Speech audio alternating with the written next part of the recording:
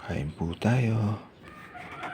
Hello po sa lahat. Kain po tayo ng pananghalian.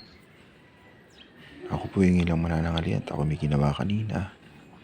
Kain po tayo. Ito po aking pang-ulam. Century tuna na hot and spicy ang flavor. Yan, sarap po yan. Gusto ko pang pang-ulam yan. Naalala ko nung ako po ay nag-field trip noon nung ako po ay high school. Ang ulam ko po, century tuna.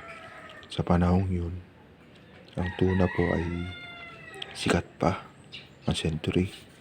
Kaya po akong binao noon. Hindi po ako nahihiya na yun. Ibaunin ko. Kasi po ay sikat pa noon ang century tuna. Tsaka ito po aking pagkain, kanin. Tsaka scrambled egg. Yan, kain po tayo.